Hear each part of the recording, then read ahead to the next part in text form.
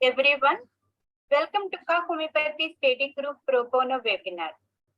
Good morning, good afternoon, and good evening.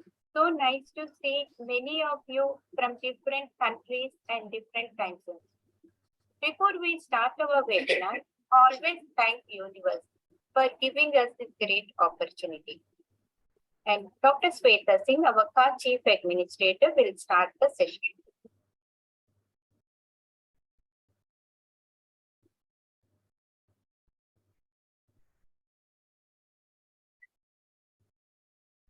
Hello everyone, myself Dr. Shweta Singh, KHA Chief Administrator, welcomes our respected speakers, Chairman and CEO Kavita Ma'am, KHA volunteers and all the attendees to KHA webinar. I would like to take the opportunity to introduce KHA Homeopathy Study Group to all of you. KHA Homeopathy Study Group Pro Bono was organized and founded by homeopath and humanitarian Kavita Kuknur, President and CEO of Kavita Holistic Approach, KHA.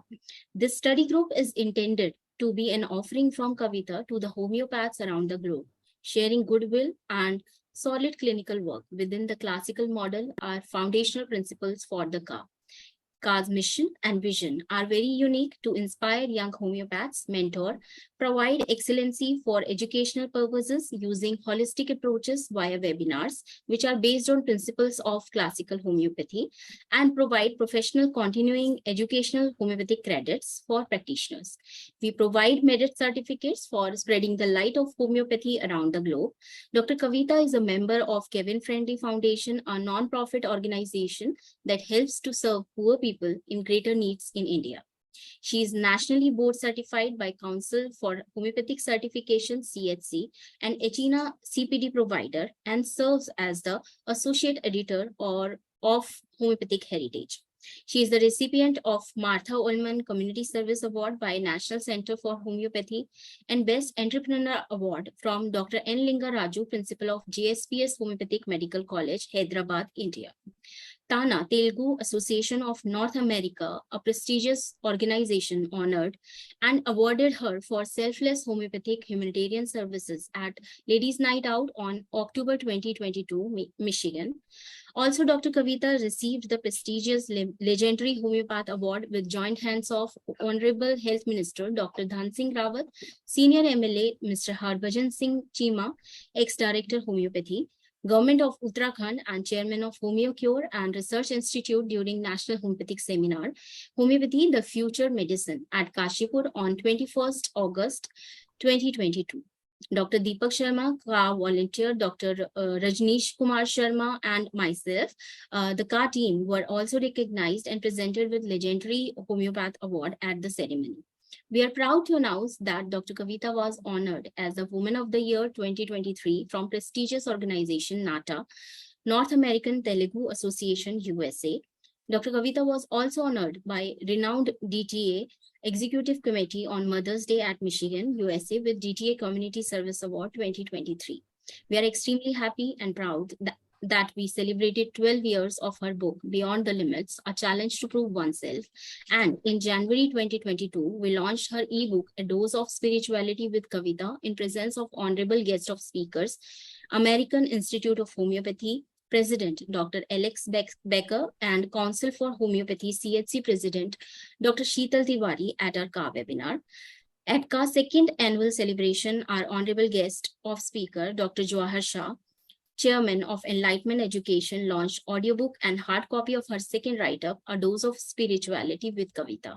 We are delighted to share that on January 23rd, our spirituality book has completed its 1 year, and we have donated over $1,500 to 10 to 15 charities, which we have also listed on the website. Dr. Kavita donated the proceedings of the books through KHA Study Group platform to various charitable organizations and homeopathic association. To name a few, Kevin Friendly Foundation, CHC, DHMA, JSPS College, VT Seva, NCH, etc. Interested ones can reach us for the details at khastudygroup@gmail.com. Purchase link will also be shared. As of now, we have over 350 plus recordings on professional webinars related to homeopathy, health-related topics, and inspirational talks available on our channel, Kavita Kukno. This webinar is moderated by me and it is being recorded as we speak, and we will take question at the end of the webinar. We will also post jot form in Zoom webinar chat at the end of the webinar. Please fill the form to receive your certificate. If you're kindly mute yourself and turn your video off for better connection. So let me introduce our honorable speaker to all of you. We have with us an educationalist and as well as well-known practitioner of homeopathy, Dr. M.K. Sahani. He was elected unanimously chairman of the Education Committee of Central Council of Homeopathy, Government of India, New Delhi. Dr. M.K. Sahani has been serving the Central Council for Homeopathy for the last 22 years as elected member. He was member of the various committee as well as chairman of the Homeopathic Literature Committee. His long journey in teaching accumulated as vast storehouse of information, finally elevating to the authorities level of professor. With his deep interest in homeopathic philosophy and ambition to visualize in practice, he mastered in repertory, materia medica, and homeopathic philosophy. He's the chairman of Research Institute of Sahani Drug Transmission and Homeopathy at Patna, and he will be speaking on homeopathic approach in the cases where mind has dominating role in maintenance of disease condition. So welcome, sir, to KHA platform. And we look forward to great learning from you, sir. Thank you. Am I audible? Yes, sir.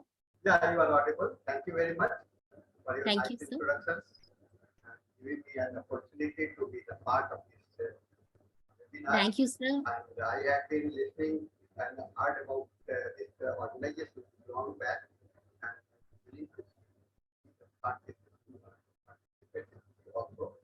And thanks to Dr. YASHICA ARORA who introduced me for this seminar. It is glad that your organization is doing a lot of job, and it is only on the voluntary basis. It is very nice thing, and it is very rare. I say very rare because many of the people, they are self-centered, but it appears that your organization is not self-centered. They are looking for the society, for the mass, and benefit of the universal development effort. And I wish you all to keep it up. Okay, so keep it up and try to follow the same things. Some messages are there that the voice is not clear. Do you feel that my voice is not clear? So yes, it is a little low. Let me adjust my mic. We can't hear you properly. Yeah. Now you are able to listen to me. No, sir, it's not that audible.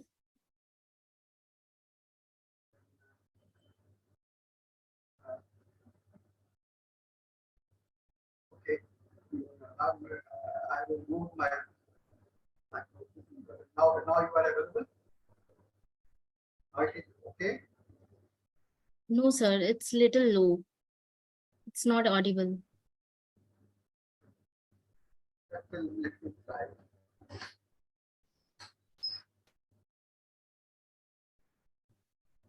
Sir, please check with the headphones once volume full hai or not. I'm not aware of this. I'm calling someone. Yeah, just disconnect it once with the laptop and connect it once again. Or you can just go without headphones. Yeah, without it. Actually, sir is more comfortable with headphones, I think. Headphones, okay. Yeah, but he has removed. So Sir, please remove the cable of headphones. You're not audible. Now you are audible. I am audible. Exactly. Yes, sir. It's Perfect. little Perfect. better. Yeah. Oh, Perfect. thank you. Now you can proceed with, yes, sir. But I am of the old generation, and I have very little idea about this new technology. Let me see. No problem, sir. I'm going to the topic I talked with Dr. YASHICA, what I should talk. She said of your choice. But my choice is basically philosophy and the repertory. And so I feel that it will be better that I could speak about the impact and importance of the mind. And this importance of the mind because mind is the only thing that has got the controlling effects on all our body, including our diseases. This is important thing that we have to think about. Let me share my PPT now. I'm just sharing my PPT here.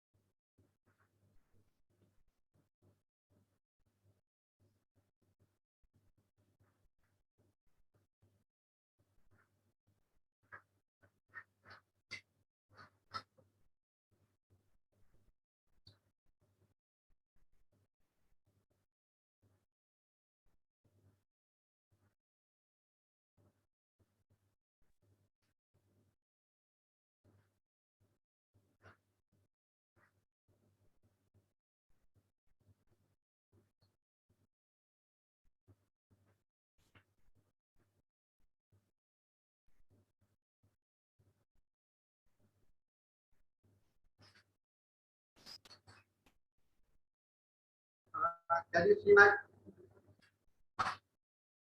Can everyone see my PPT right now? My PPT is visible to you all. Can anyone reply me? Yes, sir. Yes, sir. Absolutely. So Yeah. It's visible, sir. My topic is mind, the ruling factor for the disease conditions. This topic I selected only because I am basically looking for the and practicing. My practice is dependent, giving importance to the mental symptoms. Whatever symptoms, whatever presence comes to us, it is essential that we should. I can give you a very small example of a case of injury.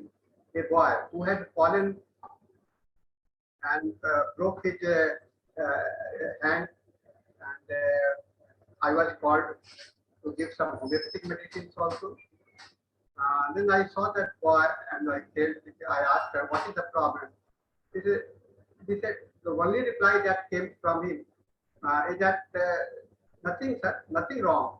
I said, are you okay? He said, I'm quite okay. So no problem with me. You don't have the pain? No, little bit it is there, but it is normal. So now, and you can imagine what immense pain one have when the fractured lips.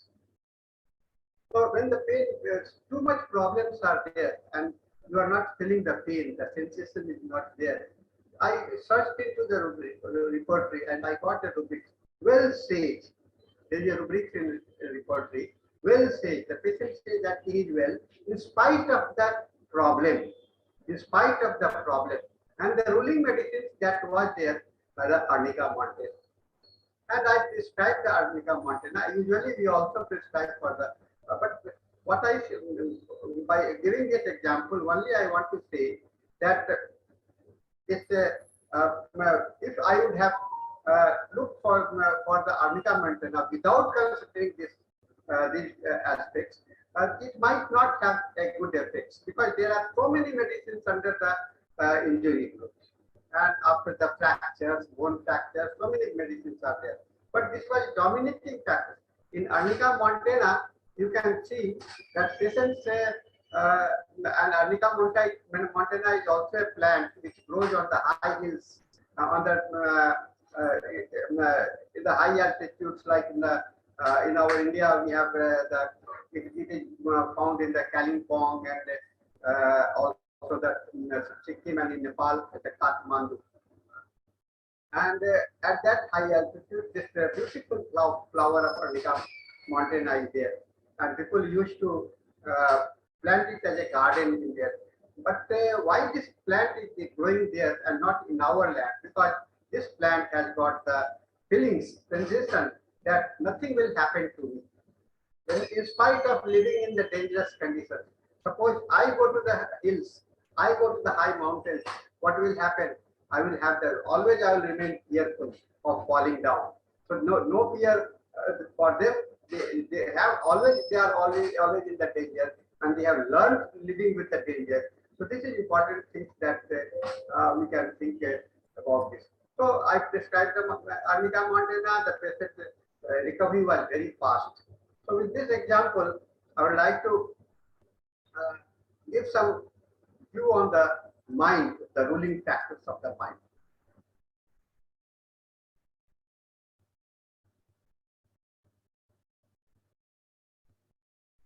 It is there is a very good quotations.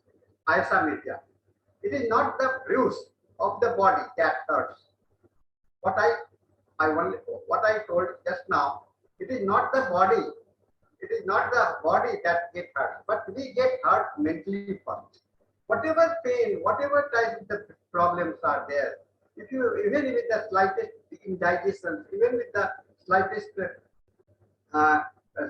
discomfort, from where this discomfort comes, from where this restlessness comes, from where this anxiety comes, and they are all indicative, they are all expressed at the mental level. So it is not the body that is important which is getting hurt, but it is the hurt and the scar that is created on the mind. This is beautiful things that we should keep, and this is very useful for all practitioners to think like this.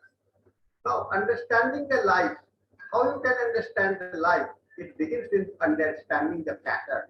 This is beautiful quote from KHA.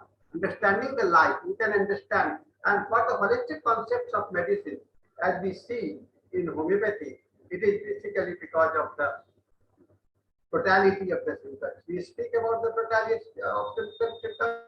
We speak about the complete wholeness of the symptom, but how this wholeness can come? How we can have an understanding about the whole life situation. We spend a lot of time taking the history, and the entire time is there only to find out the relative features for the life which is standing there from past to the present and his expectations for the future. These are the situations. There are the different milestones. They have the effect on the mind, and they are whether they are remembered or not remembered, but they get impacted on the mind, and they brings a great changes in the personality. So this is very important that we have to understand the pattern and how it happened. How it happened. It is very important for us. So body achieves what the mind believes. That means what is there in the body. What is the storehouse? It is the biggest storehouse. What? Of the mind. And where is your mind? Where is your mind? Mind is not there in the brain only, not in the head only. It is on the every cells of your life. Every cells of your life. Because you might have about the structure of the cell, there is a mitochondria, which is the information center. Information center. So every part of the body has got the information center. So I say mind is not only in the head. Mind is scattered throughout your body. So we say this body is the archive. It is the place where the mind dwells. Dr. Henneman has rightly mentioned it is the region gifted mind. Region gifted mind. In the ninth chapter we say region gifted mind. Mind, what is mind? Mind has the ability to reason, ability to inquire, ability to make analysis. This is the impact for the region gifted mind. And this region is the region gifted mind, and where it lives on the problem. Mind is always at the problem. So mind is always at the problem. That means what? The mind is the factor that is able to help you with knowing the problem. And what is the problem? And what is the nature of the problem? What is the intensity of the problem? Even if you don't have pathological diagnosis. Even if the doctor don't find any pathological symptoms, the patient is suffering, and that suffering is indicative of something is going on inside the body, which is invisible in nature, and it may precipitate after some time to become visible. So this is the aspect that I want to say. Now, what makes unique and unrepeatable individual? Now, this biologically, we are all provided with the biological code, and this biological codes, it has the ability to express own story. We have the ability to explore own story. So we are the master, we are the creator, we are the everything for our life. What we have inherited from the past, they are only they may have the influence, but what we think in the present, this is more important. So sharing it through narrations, give coherence of the information. What comes, the mind has got the 3 layers, conscious, subconscious, and unconscious. And within the consciousness, you have the understanding about the present features. And unconscious is the storehouse for your, I say that a memory. It is the storehouse, vast memory that you have stored in your mind right from your birth. And this is the, and they act as a motivational system, creating an alternative hierarchy in the body. So this is the unique things that we are individual. We as an individual are unrepeatable.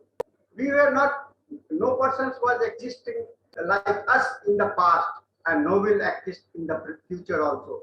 So we are only in the present, and this present is not going. So there is no duplicate of any individual born on this planet. Any living creatures born on the planet. I don't say only the human being, but any creatures which are created on this planet, it is the individual, and they are unique, and they are most distinct in themselves.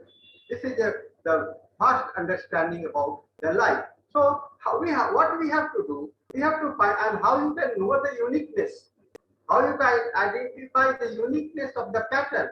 It is only because you can have the identity through expressed through the mind. So mind is the window. It is the window that gives you the information, that provides you the necessary outlet for expressing yourself. This is important things that we have.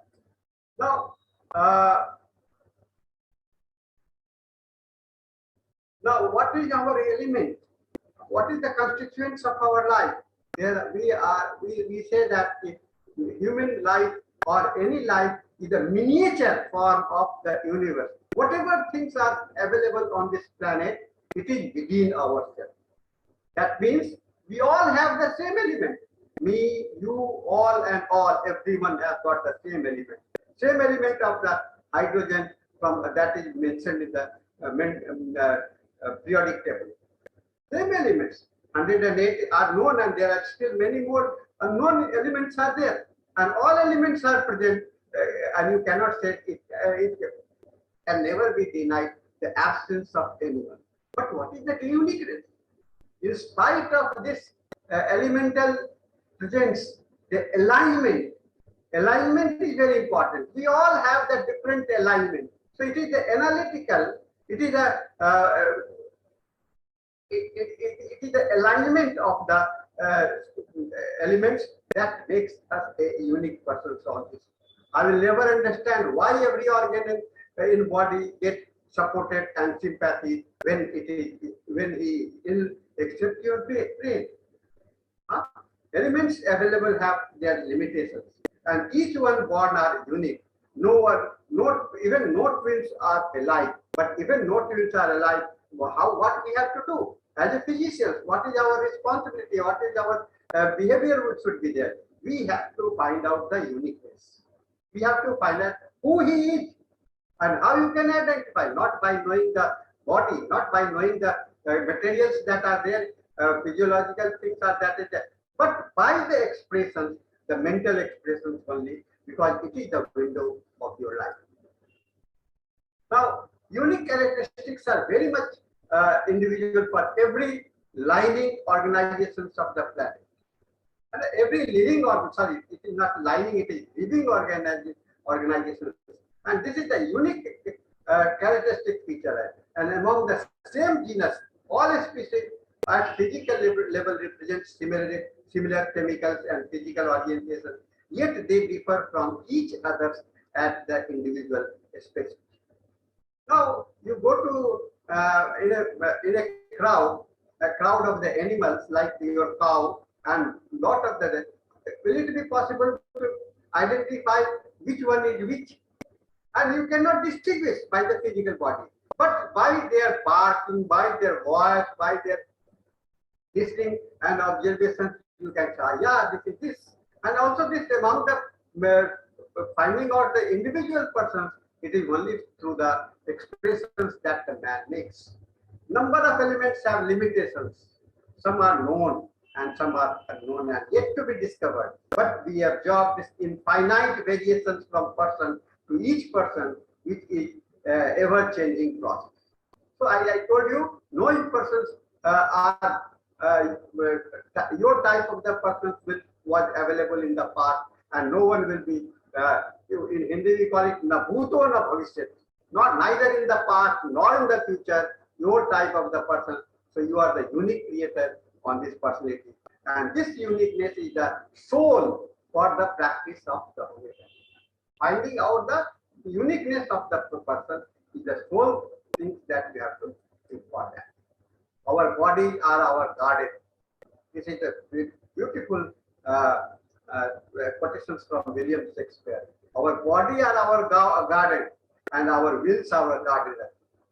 What we desire, we have the desire to this, and we have the dislike.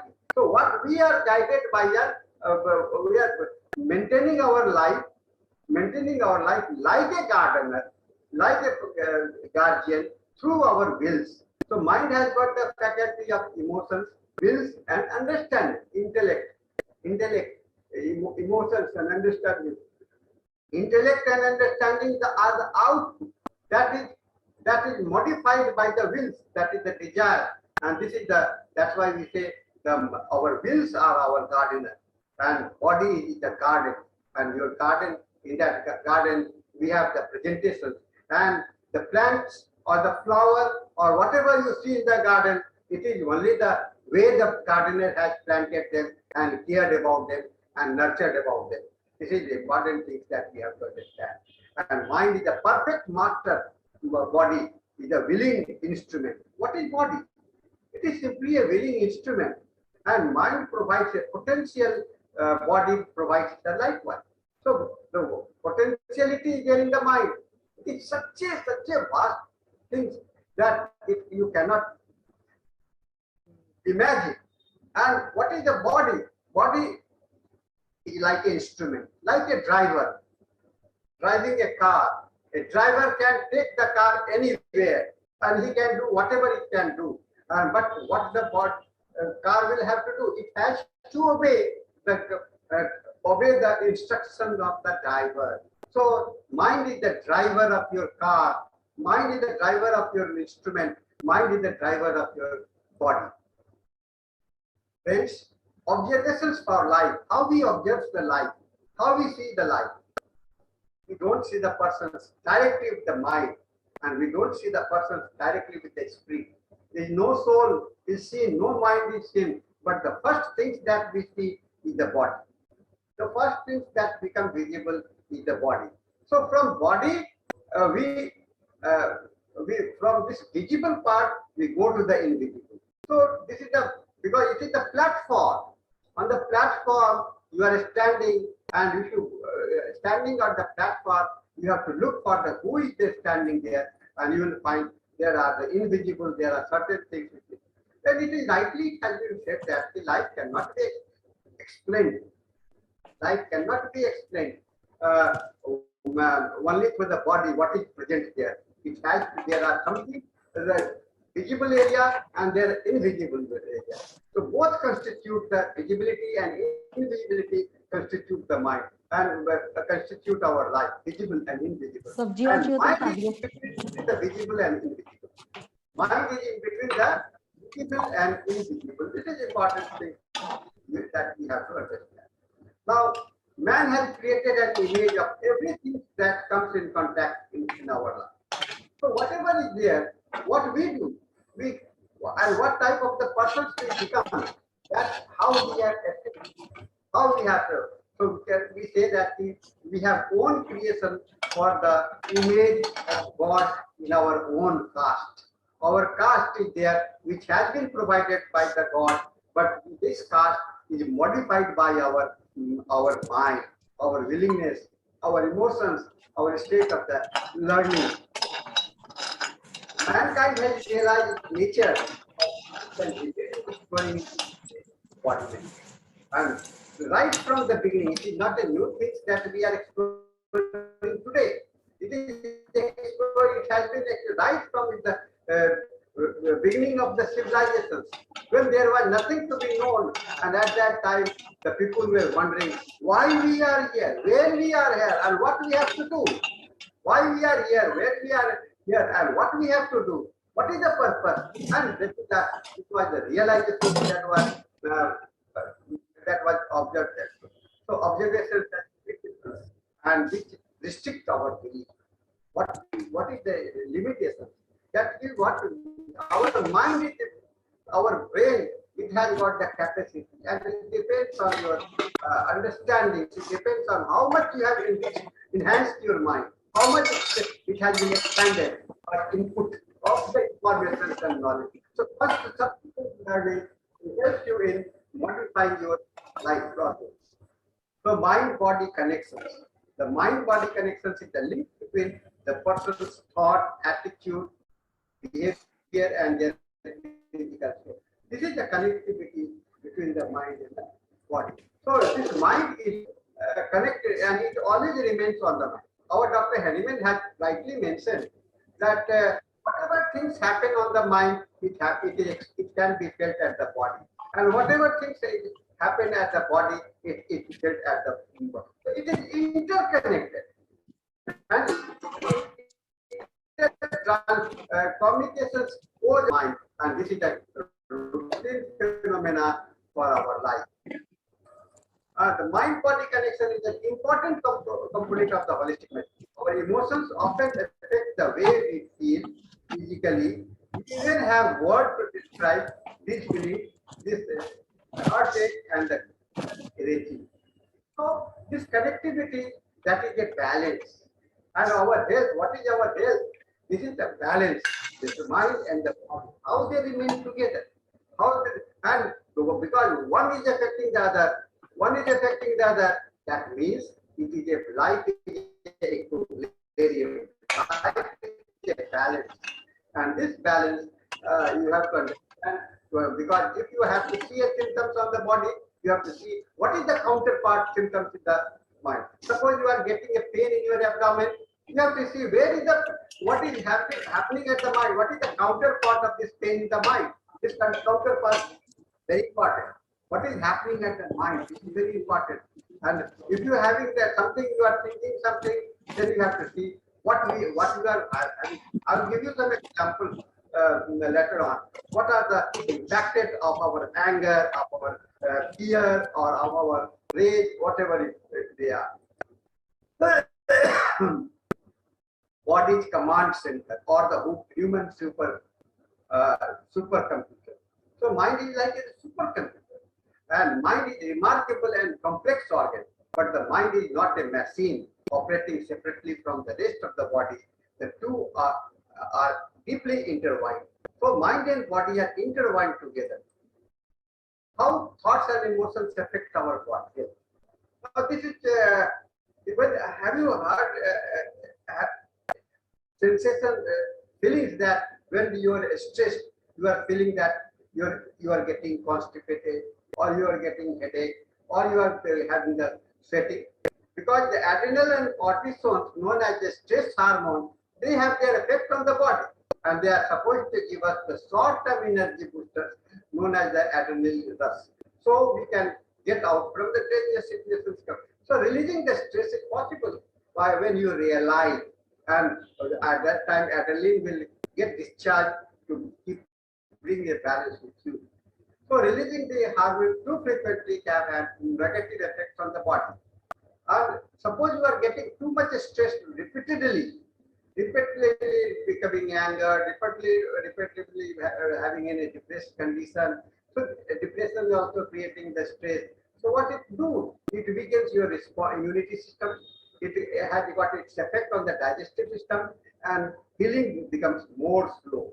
Healing process becomes more slow. So do you see the effect of the stress which has been caused at the mind, not at the body? The stress is always at the body, and that fatigueness that you feel, it is because of the fatigue states that has been created at the body. So connection between mind and between stress and health, it has harder to imagine that the way we think and the way we behave can have effect on our health. Negative thinking pattern assumes the worst, jumping to conclusion, self-criticism can make it more difficult to deal with the healing problem, health problem. The negative inner voice can have serious health consequences, and those types of thought patterns are difficult to break. So, what you think have got the what we have, they have got the body. On when you have to find out, explore the mind and body connection. So even the segment prior, the psychoanalysis movement, psychologists have argued why the mind and body is a crucial in psychology. The reasoning for this is stem from the idea that physical conditions affect the health, mental health, and the mind. Mental health affects the physical health. In homeopathy, also Dr. Henneman also holds the belief that mind and body are interconnected and they influence as observed in organ and the body. So mind houses the spirit and motivation function. So this is the relationship. Mind is the houses of the house for the spirit and motivation to the function, and body holds the physical health and ability. So it is the master. So yin and yang. It is like that. This concept has to be understood first. So brain and the body are integrated. Now, what do you say brain? Where is your brain? It is white cell, white matter, or gray matter? No, it is the integrated part that is available on whole of your life system. Our medical approach to mind-body integration is most concerned with treating patients shallowly, by treating symptoms without considering the cause. Now, what happens when you don't consider the region? Why the pain is there? If you don't have the integration system, it should not be called as a holistic medicine. It is the universal system of the medicine which is not going to give you the cure. You can only have the palliative effect, or you can only have the suppressive effect. But the curative effect comes only when we have the whole understanding of the. So mind and body. The mind and body medicines, the mind and body are not seen as a separate functioning entity, but as one functioning unit. The mind and emotions are viewed as influence of the body, as the body turns influence the mind. So vice versa is here. One is affecting the other, and other is affecting the other. This is a continuous phenomenon that is going on throughout your life, and it never stops even when you are sleeping. During the sleep also, your mind is active and controlling your body. And during the awakened state, also you are like this. And mapping emotions. Now, how you can identify the emotions? The most basic emotions are associated with the sensation of elevated activity in the upper chest area, likely correspond to changes in the breathing of the heart. You know, when you are too much emotional, like you are too much getting angered or fear, what feels you have? The effect you will see that it is coming on the chest, and your heart rate is getting increased, palpitations, and you also have the breathlessness now. You are not physically tired, but mentally tired. and mentally tired makes you the emotion. So this is the mental thing. Similarly, sensation in the head area were shared across all emotions, reflecting probably both psychological, physiological changes in the facial area as well. Now, if you have the pain, even if the pain is there, you can identify that this man has got the pain. This is possible because the pain, the patient may try to hide their pain, but it is expressed to the body language, to the facial expressions, to the mind. So this so this is called the mapping of the mind, emotions, how you are trying to find it out. Now see, there are certain examples. The effect of the anger, that red colors indicate, and you see the meter here. The highest meter is the yellow one. So with the anger, the upper part of the body is affected. With the fear, almost the chest part is affected. And with the disgust, your gut area, your throat area is affected. And when you are happy, the whole of your things are affected. And you have the pride, you see, it is darkened and it can lower down. And you have the same, or at that time also your mind is there. And when you have the you are neutral, this is the neutral state of the body. Then anxiety, love, depressions, contempt, pride, shame, and envy. We all have got a different area of the body which is impacted. So what I say, that the impact of these are the mental emotional phenomena, anger, fear, disgust, all are the part of the emotions, anxiety, love, depressions, contempt, pride, shame, envy. They are the part of the emotions and different form of the emotions, and basically the negative emotions. So these negative emotions have got impact on the body. These are the part of the body where we have the suffering. If you are having a problem in your liver, if you have a problem in your heart, if you have a problem in your kidney or any part of the body, you have to you can identify that where is the mind of these persons. So physical impact of positive and negative emotions. The happiness, if you are happy, the happiness is one filled with the whole body with activity. Not happiness, everything is okay. So okay means it is relaxed. This might indicate a sense of physical readiness, that energy, happy, and heightened communications between the body and the mind. We usually feel secure when we are happy, but and in this state, we devote all our attention to experiencing ourselves as a part of pleasure rich around us. And love. What is love? And the positive and negative. This is another standout emotions that fills the body with activations, stopping just short of the legs. And love is often intertwined with the physical desire, so unsurprisingly activates sensation in the reproductive system organs more strongly than the happiness. So you see the impact. The emotional focus of the love is both object of affections and intensity of emotion in the subjective self. Thus, activation is intense around the head and chest, but more difficult to notice in the lower extremity. So, with the love, what is the main center is? Where is the mental center? Have got the stimulations for the reproductive organ. It has got the stimulations for the emotional organ. Then pride. What is the pride? Emotions flood in the head and the chest area with a very intense sensation. Pride. Everything there is the mind. And the pattern activations correspond to the focus of the self and only self, with resources and awareness drawn inward away from the activity.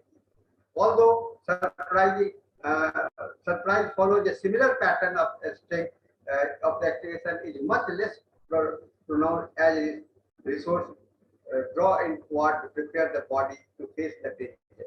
Because surprise can be positive, negative, or neutral, the body experience in the way they affect reflect uncertainty about the triggering area. Anger. The anger stands alone in the as a negative emotion, and the most intense activations, particularly the head, chest, and the hand. The angry people, you can see with the anger, the body is trembling, teeth is grinding, having the lot of the sweats are there. So anger body prepares itself to conflict by focusing attention on the resources on the part of the body that might have to act. When we picture anger or a time when we felt enraged, many people describe an overwhelming desire to hit someone. This alignment, the image scans before the sensation flood in our hand. Now, fear.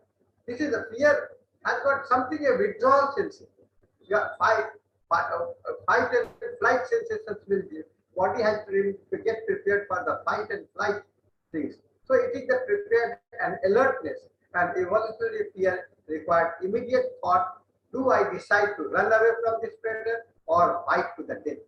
So it is the alertness things are there. The body is heightened, body is heightened, ready to do, ready to act. I feel that I can stand my ground with this frightening dog, or should I flee? Does it make sense that we experience fear with a rush of sensation in the head? Now the disgust. Disgust pull the resources of the body even more slightly into the core of the body.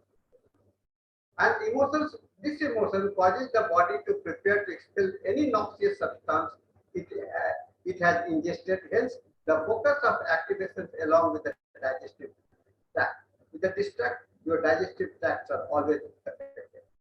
When we experience disgust toward other human, perhaps we feel concentration of sensation in our vital organ as a natural protective response to repulsions. And shame and contempt. Although shame and contempt have similar pattern of activation, contempt stimulates less activations in the chest. And this may be because the focus of contempt is outside of the self and the judgment of others. Shame, on the other hand, focuses on the sense of personal failure and judgment of yours. Also reproaching and this type of the symptoms you can see the difference and reproaching what you happens with your body. It has got the depressive effects on your extremity, on the hands and the feet. It do not work properly. And anxiety, it is a form of the dog stress, where mind is always expecting some problems. Mind is always expecting some problem. And with this expectation, the panicky state is there, and there is a feeling of the tightness in the chest. Your heart rates are increased, and lungs are also increased. So the delivery of the oxygen, anxiety, delivery of the oxygen becomes lowered, and the feeling of the purposeless. And depressions, this is the most noticeable map of the negative emotion. It stimulates no activation in any part of the body and lower activation in the extremity. In the state of depression, it is difficult to connect with the active self and outside world. Sadness does not suppress feeling in the head and chest and often contribute to a general lack of agency activity. So emotions adjust not only our mental but our physical body also. And awareness of corresponding body changes may subsequently trigger the conscious emotional sensations such as feeling and the. So self-awareness is very important. And if you try to make your patient aware about that, that can bring a drastic change in your treatment process. And what is mindfulness? In our ancient philosophy, that the Buddha has spoken about the mindfulness. Mindfulness is a powerful tool. That means mindfulness, that mind is complete. And most of the time when you have got the negative anger, negative emotion, the mind is divided into two parts. And only the unified part, when everything is okay, the mind is full. That means when you are living in the present, your mind is complete. Suppose you are living in the past, the mind is thinking about something that had happened in the past, where your body is mind, you are living in the present, and about the future. So mind travels to the future, and you are staying on the past. So mind becomes divided when you are in the past or in the future. But when you are in the present, when you are living with the situations, with the sensations that you are having, so you have the mind is complete. And completeness of the mind is the only factor that can make you a very healthy person and have a healthy experience. The problem. So all health disorders, mental health, stress-related cancer, cardiovascular disease, cancer have got a better treatment with the concept of the mindfulness. Mindfulness is characterized by dispassionate, non-evaluative, and sustained moment-to-moment awareness of perceptible mental state and process. This includes continuous immediate awareness of physical sensation, perception, affects the state of the thoughts and imagination.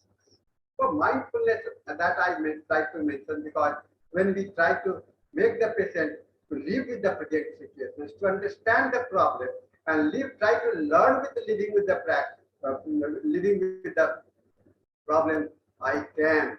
Yes, try to live with the problem. Suppose I realize that I have the cancer, but if I realize with this cancer how I can live, and this understanding will help you in removing. I have seen a patient who was declared to die within few months, and he lived with our treatment, with our system of the medicine for more than 20 years. Without any problem, with little some pain, sometimes some normal problem, situational problems were there, but they lived for that. And it is said that when a cancer patient, they cannot survive the expected for a long time. So it is degenerative process. Cancer, what is cancer? It is degenerative process, and this degenerative process can be regenerated into the active process, and you will have a better presentations of the life. So mindfulness is important aspect that we must have to think about that. And mindfulness knowing what is happening and why it is happening without reference. So it is the completeness of the mind. What is happening? And awareness and your sensations. So when you have the sensation, so if you bring your mind, if you are able to manage the patient to become mindful, you are going to treat this patient completely. And you are trying to make the patients realize the problem. What is happening? Yeah, I am suffering from the cancer. I am suffering from this cardiovascular disease. Yes, it is there. Now, but how I can live with that? And what we say, the problem is a part of the life. Problem. So, if the more you try to avoid the problem, the more problem will come to you. But when you try to learn living with the problem, you can manage the problem and the problems are solved. This is the thing that we have experienced in our day-to-day life. When we are trying to evade or escape from the problem will become more problematic. But when we are trying to live with the problem, understand with the problems goes away or it is reduced. So this is the completeness. This is the feature of the completeness of the mind that makes you very to feel a healthy sensation. What do you think about the health? What you say about the health? It is the state of the mind. It is the state of the life where you don't have any type of the thing. And you don't have the feelings about what money you have to earn, where you are living, what is the climate, and it is a complete feelings of the that which is a tranquilized feeling, tranquility, serenity, and the blissful moment for the life. So mind-body integration technique, it requires mindfulness, meditations, relaxation, biofeedback, yoga, Tai Chi, oil and homeopathy. I say homeopathy. Homeopathy because homeopathy incorporates mindfulness, meditation, relaxation, biofeedback, yoga, and everything. Our master Dr. Henneman has tried to bring this homeopathic therapy as a holistic therapy, a mind-body integrated therapy. So you have, when you are trying to treat a patient, until you and unless you take the symptoms of the mind, unless you have the priority for the mind, the things are not going to be solved. I say not solved. Even you cannot. But I have seen living with the patients, so many patients, and up to this age, the problems are solved. Only those patients get healed who have understood this phenomena and whom I have tried to make them convinced under this phenomena. Yes, there are many people with it, and you need to, what is curability? Curability is only that how much the patient is convinced about their life. And what is incurability? How much the patient is not able to understand the problem. So understanding is a very important thing. And homeopathy, what the homeopathy do it triggers this minute dosage. So they just can imagine what type of the homeopathic medicines are there. They are so minute, so dynamic, it can, is it affecting your body? No, it is affecting your soul, it is your energy plane. And when energy plane is affected, it tries to unify everything together so that you can get a better situation. So now I am going to describe a case. This case is of a dysmenorrhea. Dysmenorrhea. I call it this case. I remember this case because I call it the love for the perfumes. A case of dysmenorrhea. This is. I'm just trying to what I have said. I am trying to make it through this case. This is a case that I took, and this case only I remember, but the patient that I saw in my clinic, I never thought that this patient is a patient. I thought that she might have come to me only as to get some other works. So this lady of 35 years age entered my clinic for the consultation for her complaints of severe dysmenorrhea. As she had entered, the whole of my chamber was filled with the fragrance of perfume, and I was wandering around the look from where this around to look for the patient, thinking that she must be an attendant. I never imagined at that time that this is a patient. I thought that this is the attendant and patient may be coming somewhere. So I asked her, where is the patient? So she said, no, I am the patient. And then only I realized that she is the patient. So she told me, and then I realized it.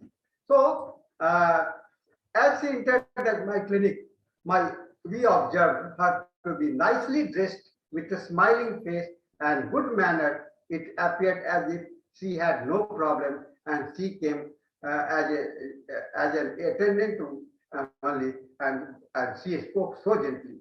So this is the personality of the patient's personality. She was so gentle, so well behaved, with a smiling face, and everything was there. And this is the things that I observed. And when I tried to go into the life history of her, she was a graduate and now housewife with two children. She was actively looking up the household work, and at the same time she was engaged with the society activity, clubs, and entertainment programs. So she was and she was very ambitious, but could not pursue on it as marriage, which took place while she was still a student. As husband was well posted in service, they dropped the idea of getting a job. So what is there? What happened? She wanted to have the job, but now she is not having the. She surrendered or submitted to the situations only. Now the present complaints, she was having acute pain in hypogastria region of abdomen 1 or 2 days before the onset of the pain. This is the problem when it came out. Patient was acute cutting and she was confined to bed and had to take painkillers. During the men's pain was slightly reduced, yet continued till whole length of the period. After the mens was over, she was relaxed. She was active otherwise and had no complaints. She told the pain was most depressing state and concerned what will happen with her in the next future. And she used to get some periodical some frontal headache sometimes, and have which was worse from the sunlight. Now, the past complaints, the menarche was unnoticed and had no other complaints. Only after the first childbirth as a cesarean, this pain is persisting. And family history, father is now retired old man, service, and no other complaints is there. Mother is an active housewife and some pain in the knee pain are there. And brother and sisters, she is two brothers and two sisters. She is the third in the serial. She was married at the age of 25. Husband is executive officer in government sector. She had two children and they both are okay. Now, mental state, well, as I told you, she was a well-behaved lady, readiness for adopting the new life. Her memory was active, rarely get angered, but when it came, she behaved violently. And fear of darkness, she liked social activity, music and traveling was her favorite choice. She was formal with the religious belief. She liked fast food and with pungent and spices, and she disliked sweets. Thirst was normal. Stool was often unconstipated because of the changes in the routine. Urine normal after the menstrual discharges. Mucus leukorrhea was coming during the rest of the period. Sleep was normal with vivid dreams. She liked to take bath regularly. Perspiration was normal and she liked the winter season. So this was the picture for this one. And this lady is conscious of the body and the mind, had ambitions but compromised with the situations. Still,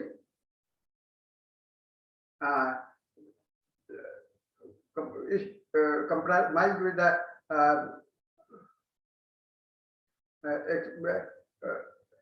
lively and easily mixed with the society. As she feared of pain, she opted for cesarean birth. No, this is a fear of the pain. That's why she would have given a normal birth, but because of the pain, she opted for the cesarean birth. So, and this when the pain, this menstruation gradually developed after that. Case has no past history of any suffering. So Sora is the dominating features in this whole case history. Now, rubrics what I took from the repertory was mind, fear, perfume, loves to use perfumes. This is a beautiful rubrics that you can find in your repertory. Mind, travel, desire. This is a cosmopolitan nature. So I took this rubrics as a cosmopolitan nature because Dr. Kent has mentioned this rubric in cross reference with the cosmopolitan, and where cosmopolitan has got no remedy, whatever remedy there in the traveling desire is taken as the conscious. So mind, anxiety, pain from the, and female genitalia, pain, menses before, female genitalia, delivery after,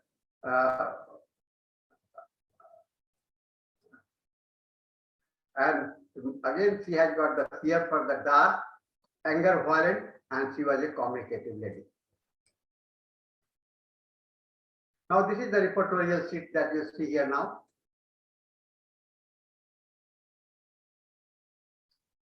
You see the medicines, perfume, love of, there are 11 medicines in it, traveling desire, 61 medicines, anxiety, pain from 43 medicines, genitalia, sex, menses before 82, and delivery after complaints 97, fear dark 104, and anger violent 111, and communicative 33. So all this phosphorus, it completed all the symptoms here. Now phosphorus was selected. Usually I prescribe medicines not through the mouth. I transmitted the medicines on 2nd January of that in 2018, phosphorus 0 by was transmitted. On 24th January, menses appeared, pain was less at this time. Then again on 28th February, the next mens appeared, no pains, only uneasiness persisted, which still felt the normal even before this problem. And 26th March, follow-up with no pain. Then again, case was followed up for next 6 months. Now she has forgotten about the pain. And we stopped the treatment on 4th of the September. So see, what is the basis for prescribing the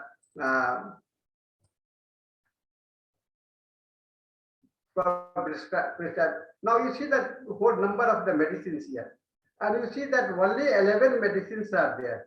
And I said that this is one of the eliminating rubrics which is dominating in all throughout the case, because love for the formulation, and it is representing the person. This perfume is representing the person's personality. So this is very important, and that's why I selected this phosphorus, and the patient got well.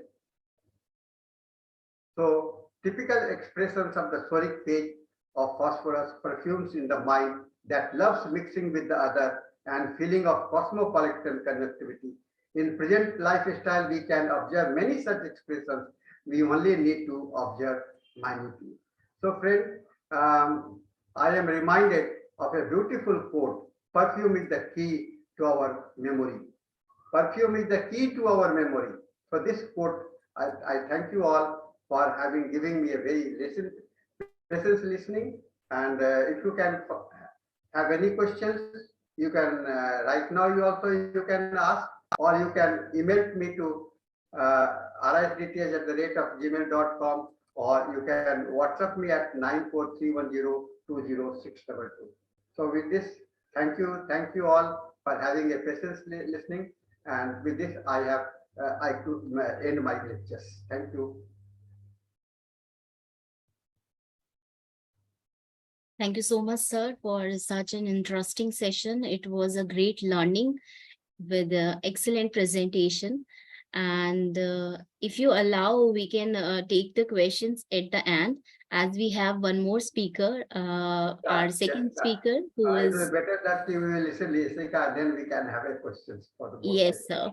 So we welcome our second speaker, who is none other than Dr. Yashika Arora Malhotra. She will be speaking on infertility and homeopathy. So let me introduce her with all of you.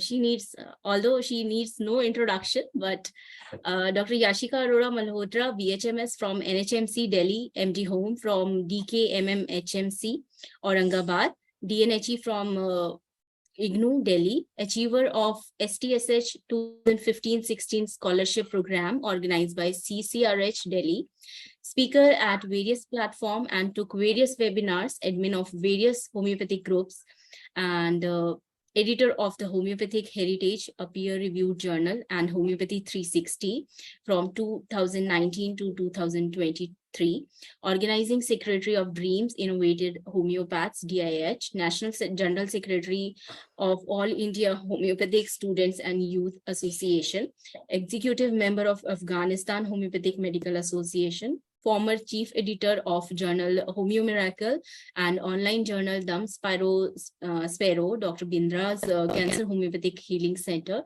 former president of Homeopathic Medical Association, Delhi State.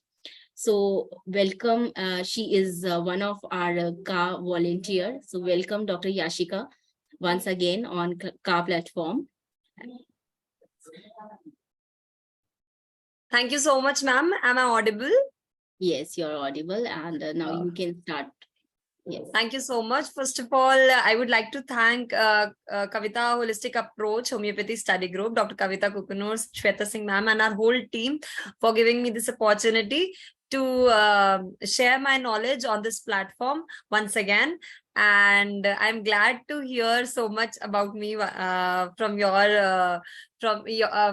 ma'am, because it's always a privilege, I would say, to get motivation plus plus so much support from our senior homeopaths. So thank you so much, ma'am. And I also congratulate Dr. Sahani sir for such a wonderful presentation. I listened to each and every word. So it was so beautiful and it was such a nice presentation. Thank you so much, sir. I hope everybody would be clear about mindfulness technique and the relation of mind and its importance in the field of homeopathy. So thank you so much. And without wasting any more time, I would like to share my screen and start the presentation.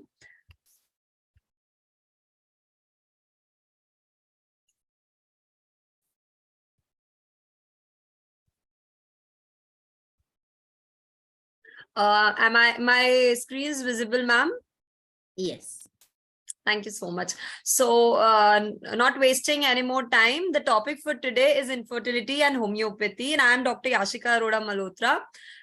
Will be presenting you with the case of infertility, plus we'll be discussing what actually homeopathy can do in the field of in cases of infertility. So I've already thanked the group, and it's so much. I'm glad to be associated with KHA Homeopathy Study Group since the very beginning with Shweta ma'am. We both are continuing this since past so many years.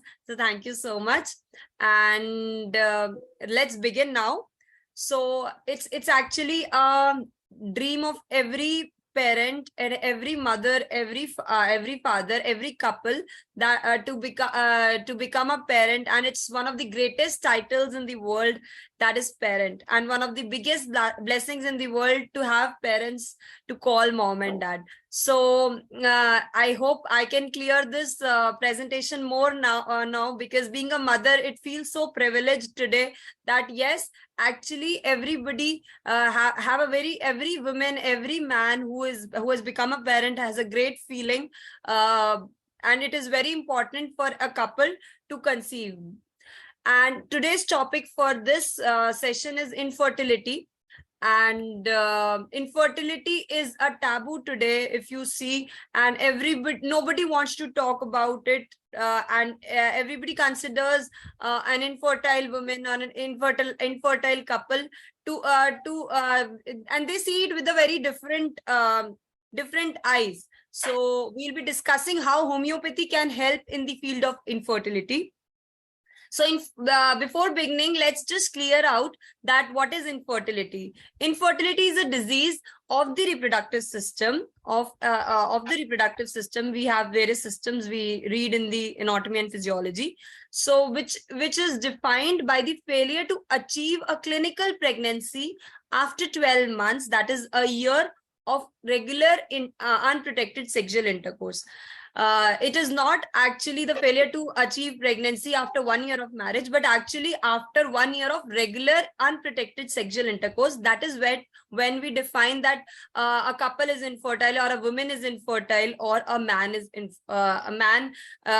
having sterility. The prevalence of infertility today is that 7 to 10% of couples suffer from infertility today. And the incidence, as described by the British Medical Journal, it says that if there are about 300 million couples in the fertile age group of 18 to 40 years, the 10% or 30 million couples are infertile.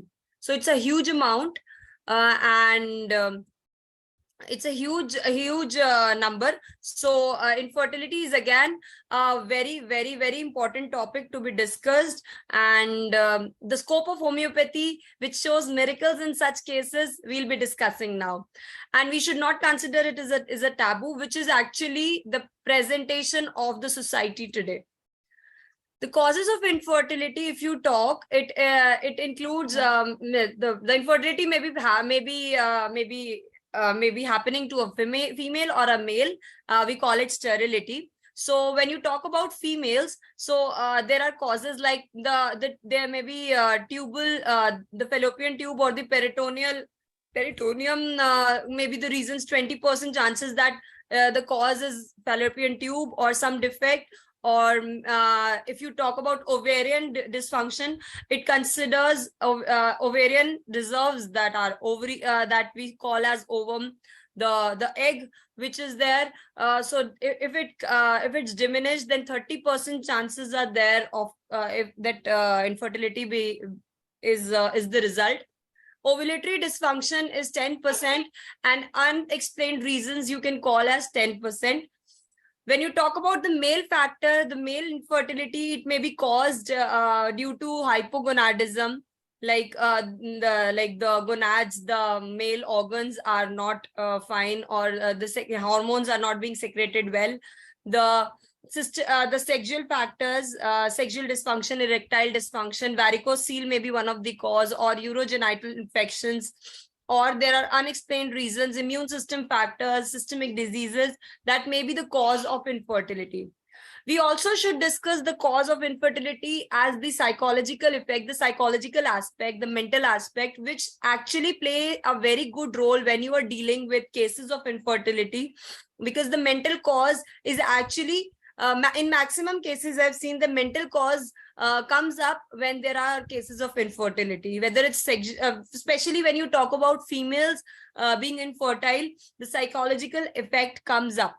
So psychological effects after infertility in females are usually anxiety, brooding effect, and if they are not able to conceive, they may get sarcastic taunts, etc., from the society. So that leads to suppression, guilt, grief, anxiety, or brooding over troubles or overthinking, etc. When you talk about males, so the psychological effects which come up is non-acceptance, that I'm not going to accept that I am infertile or I am sterile. So it's like the males do not accept that they're sterile. They do not even get the test done, or they'll say that the female is having the problem. They may be at guilt, they may be at grief, or again they may have anxiety. Anxiety is the most important factor which is actually very important when you consider cases of infertility. It may be stress, tension, depression, guilt, grief, self-esteem may be lagged in such patients, or anger may be the result, isolation, and tension, continuous tension may be there. So stress is actually a cause as well as a consequence of infertility. So we should consider it as one of the most important factor when you're dealing with cases of infertility. I'm just giving you a brief idea about infertility and how you can go on with the cases of infertility when you are dealing with cases of infertility. It's a major health issue challenge in the global mass today, and actually conventional medicine, allopathic medications are not completely capable of treating all the cases. Many times if you say, despite of the investigations being normal, nothing is abnormal in the patient, but still the couple is unable to conceive. So it's like you should consider it as a major health issue in the global mass. Global mass, and therein homeopathy comes up, and the role of homeopathy in treating such cases successfully is invaluable. But again, due to less of evidence-based research findings, or the people not being updated about the evidences that doctors are getting, and in such cases it's being taken as for granted. Homeopathic medicines are simple, cost-effective, result-oriented, and being holistic can address these factors. Also, all the factors which we discussed prior, like the causes of infertility in male and females, plus the stress factor, also preventing the ill effects of conventional medicine. Like if you talk about IVF or IVF, if you talk about, people are going for IVF, hysterosalpingography, such difficult techniques. If you talk about, if you talk about such different techniques, they'll be suffering a lot. Females are suffering a lot because of such techniques. Wherein, if you talk about homeopathy being so simple and very gentle art of healing, so if you give this as a miracle when there are no pathological effect, or when there is some without any reason infertility has come up, so you can prevent a lady from being going through such bad procedures. So now we'll be discussing a case of infertility which came up to me a few months back. When I was at my clinic, a 24-year-old female came up to me with the inability to conceive even after 4 years of marriage. She was having unprotected sexual intercourse since past 1.5 to 2 years, and she had completely she knew the complete training of, like, when you have to go through when there are best chances for ovulation, etc. So they used to try on that ovulation time as well, but there was no result. As her attendant described her complaints, because she came with her aunt, so she said that the patient wasn't allowed to participate in the religious activity because she was not able to conceive since past 4 years of her marriage. And the complaints, when you talk about what all complaints the women was suffering, she had difficult and painful intercourse, and there was burning in the vagina post intercourse as well as during the intercourse. She had dryness of vagina as well. Plus, there was also a marked symptom that the semen ejaculated immediately after the coition from vaginas. Like it came out, and she felt that this is one of the reasons which could be the cause of infertility. So, on further investigating the case, after investigating the case, it was known that she was the youngest and the most pampered child of a family. I'm sorry, since childhood. And being studious, she was being sent to the city for higher education. Further investigating her mentals and all the past history, it came out that she had stage fear during her childhood days, and also she returned home for her sister's marriage from the city, and just to celebrate, but her sister married to some other guy, and the parents forced the the girl, to marry to that guy which was selected for her sister because of their respect, so that their respect is maintained in the village. So she had to marry for her parents' respect, and then she was being told after the marriage that the husband was 10 years elder to her. So she was little shocked and disappointed. When asked about the couple bonding and etc. about the husband, she told that he used to fulfill all the needs and wishes of her, but sometimes he used to abuse when he was being alcoholic. He used to have alcohol intake. So he used to abuse her sometimes after alcohol intake, and patient couldn't tolerate it. She used to go from there, and she preferred to live alone or go to the maiden house because she couldn't tolerate to be scolded. This is her nature. On further investigating the case, it came up that the wife, I investigated about the menstrual history as well as the sexual complaints of wife and husband as well. So menstrual complaints were nothing. She just had a mild dysmenorrhea in the hypogastric region, which was tolerable. The cycle was regular 5 days, and sometimes she used to have discharge per vagina. Talking about sexual complaints, during the coition she had burning and pain in vagina. There was dryness, which we already discussed in the first slide. of the case. The frequency of caution they used to had 3-4 times a week.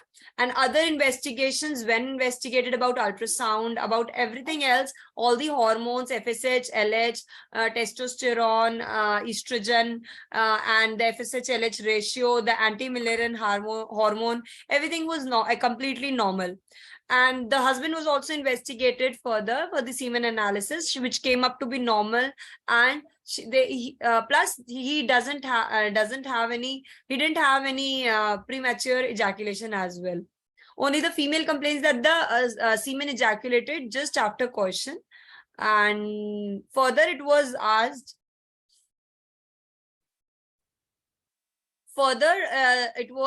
investigated what effect it has on the patient. I attended a webinar of Dr. Shankaran, Dr. Rajan Shankaran, everybody must be knowing it. This is my technique, this is my thing, that I usually take up good things from every other speaker, whatever seminars I attend, whatever speaker I'm listening to, whatever good thing I get, I try to copy that in my cases or while dealing with my cases. So he once said, it's long time back, I think my MD first year, he said that you should always ask the patient what is his feeling or her feeling because of his complaint. So you should always ask the patient what you'll get some marked symptom for sure in such cases when you are dealing with psychosomatic or sometimes the causes at the mental level. So you'll always find something unique, something individualistic in this question, that what is actually the feeling of the patient. So I further investigated what is her feeling, what does she feel, what is the effect of this infertility or this taboo or this thing on her. So she said that she had an anxiety to conceive, as everybody in the family, even the husband blamed her for not being able to conceive or get pregnant. The patient had to handle the anxiety of her husband as well, related to child and conception, and she was very much insecure. She was very much anticipation she had that the husband would leave her, not being able to conceive, or he may remarry somebody, or she may give divorce to her. And this was continuing the overthinking, like she always this led to continuous thoughts to her. And she was also being excluded from the few family rituals because she was considered barren, and she was very, very, very hurt because of this. And whenever she used to overthink about it, she always had continuous thoughts, which also led to migraine. This was a secondary complaint which came up because of all this which was happening to her since past 4 years. So she also had migraine since a few months because of this. So now what was to be treated in this case? Because of the psychological nature of this case, while taking the case, the acceptance and the non-acceptance inside about the conception or whatever was being done to her, being barren. So infertility resulted, and infertility was due to maybe the physical cause was spilling of semen from the vagina, dyspareunia, dryness of vagina. And also migraine was to be treated along with all this thing, because this was the end result. This was the result of infertility or whatever was being happening to her. So next we come up with the patient as a person. So it was ruled out that patient had very sensitive, very much sensitivity to scolding. She was anxious about her future because she thought her husband would leave her, and she had headache due to overthinking. Migraine resulted. Fear of dark. She had fear of being alone, fear of ghost, fear of stage. She used to scream, or she also used to dream about such dream. She also used to dream she had many dreams, but she used to forget those dreams. She also said that she had there was aggravation whenever she used to move or go somewhere, the migraine aggravated when she was in motion or any due to movements, or whenever she used to go in sun. In physical, she had some craving for spices and aversion to sweets, and also she had we already discussed this peronia, that she has a pain during coition, and she was a chili patient. The totality which came up was she was sensitive, reprimand to.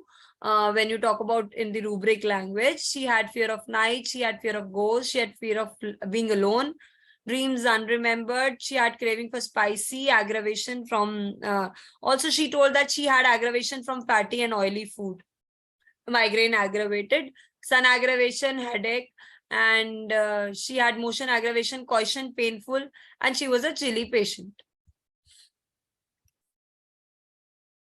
So the remedies which came in the repertorial totality, I think I missed the repertorial chart. We'll share if you want in further. I missed it. And the remedies which came up in the repertorial sheet, or the after as I repertorized very immediately, because this was a case in hand and I had to give the medicine that at the very moment. So it was repertorized, and the remedies which came up was natrum phos, calcarea carb, phosphorus.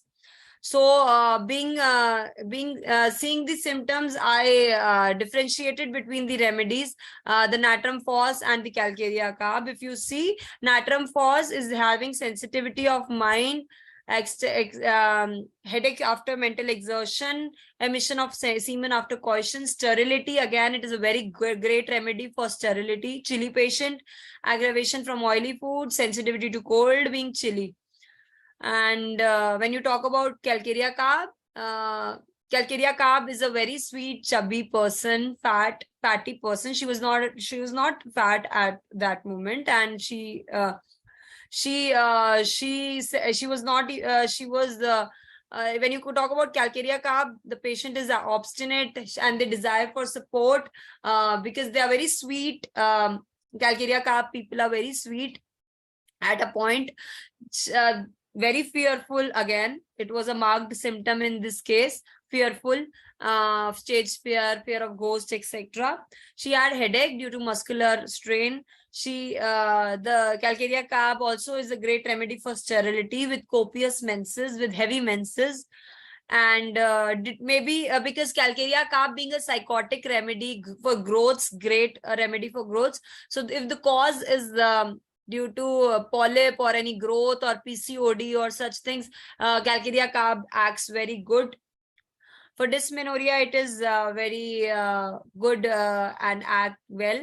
Again, it is a chili patient and craving for sweets. But if you talk here, she had aversion to sweets.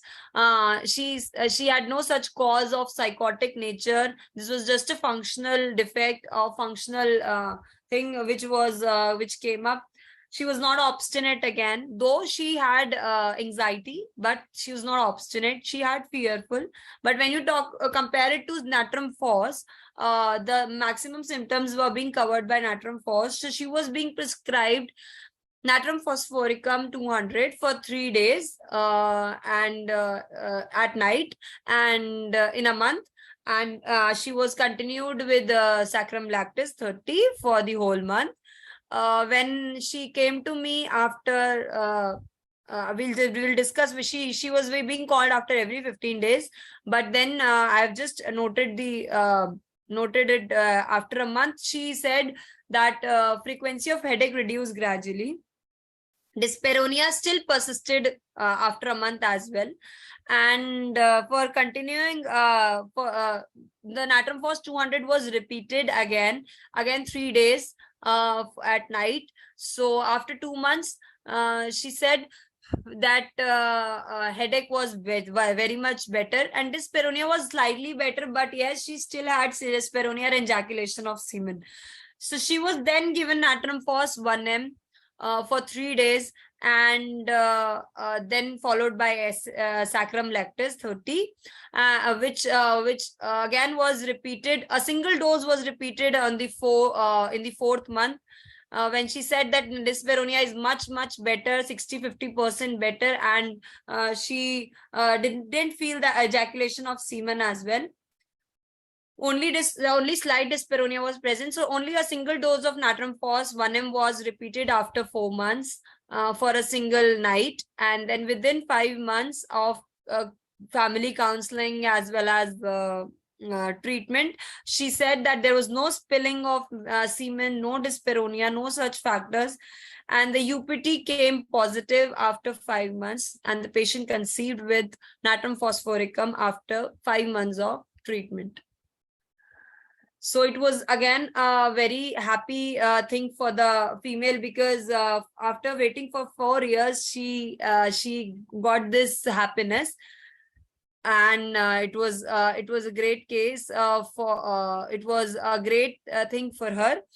So next we can discuss that if you talk about homeopathic medicines, there are more homeopathic remedies which are very effective, which I have seen very effective in the case cases of infertility. When you talk about females, Lacan, Sepia, natrum phosphoricum, which is already in this case, Lycopodium, Kali carb is a wonderful remedy. Silesia is also a great remedy when you have PCOD. Calcarea carb also.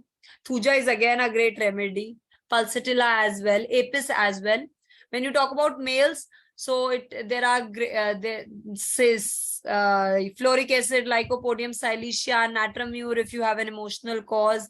When you have emotional cause, if you talk about this selenium, again, many remedies which come up for infertility. Sepia also in male infertile patients show great results.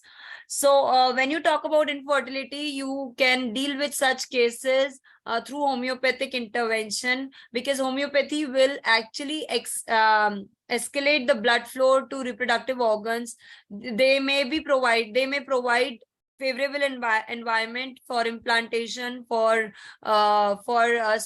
fertilization, and it also helps to increase the quantity as well as the quality of sperms in male fertility. If we'll discuss in the further webinars, if we'll have any sessions about the male cases as well. I have few cases of males also, which male infertility as well, which improved in due course of time. And we should also, being a homeopathic doctor, homeopathic physician, we should always advise the patient with the general management, the counseling along with their medicine, because at times such things matter a lot. So when you deal with infertility cases, the general management you should follow like this. You should tell the females, the males about relaxation techniques, that you should relax, you should not overthink. You should maintain a healthy lifestyle. You should maintain a healthy diet. You should actively plan for solutions. You should not focus on the problem. Or you may take any psychological support or social support, or talk to your parents, talk to somebody in the family. And you should accept that there is something which you have to correct. And you should empower it and correct the things. So the conclusion for this short presentation, I hope nobody got bored.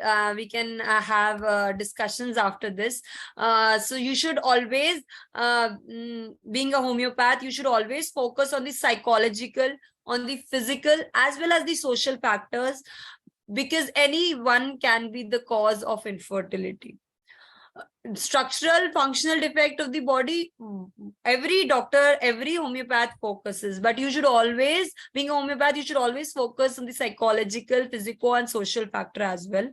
You should always try to select a constitutional deep acting remedy in cases of infertility with less of repetition, and check if there are any deficiencies of iron, magnesium, potassium. So if any biochemic remedy is to be used. I've seen cases when biochemics also help to make things better and give the like ferrum phos, etc., which help to correct the deficiency. And you should always remember that infertility is a treatable condition, and couples should seek homeopathic advice at the very right time, because homeopathy can show miracles. Homeopathic treatment for infertility has been scientifically validated a number of times. You can check out on Google, on every other portal, on every other PubMed, ResearchGate, and many journals index journals that say, that show various cases of infertility online, and this is always being scientifically validated, and you should read them and accept that homeopathy is emerging as a promising alternative treatment for infertility in women as well as men. Thank you so much. I hope I could give a good message through my presentation, and I could share a little experience with you all. For any further details, you can contact me on my email ID. Thank you so much. I give the session over to Dr. Shweta, ma'am. Over to you, ma'am. Thank you. Thank you so much, Dr. Yashika, and the wonderful presentation. Very nice case presentation and approach. Also, it's not easy to manage this webinar with little baby and in difficult times. So we are so proud of you. And thank you. Both the presentation was so beautiful and enlightening. And we have with us Dr. Nupur, and she will be taking the questions. Dr. Nupur, do we have any questions for the speakers? Yes, ma'am.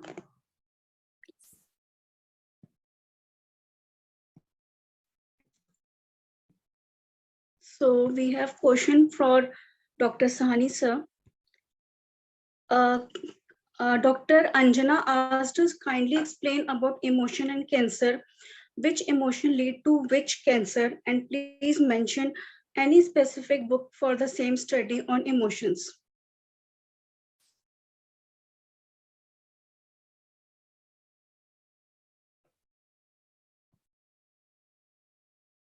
Dr. Sahani, sir.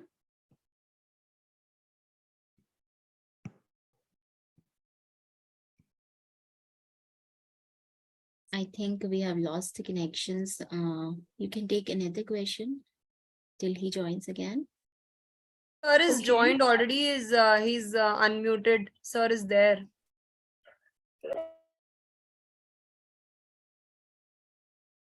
No, he's not muted. There's some issue with the connection. I think he's logged out and he will be joining again. There is some issue. Okay, so I would like to take question for Yashika ma'am. So here question for from Nagaraj Patil.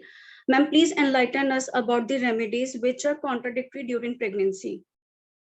Okay, so Dr. Nagaraj, I think we had the session on infertility, and it is the question which is being asked is remedies which are contradictory during pregnancy. So it is all together after the infertility session when the patient becomes when the female becomes pregnant.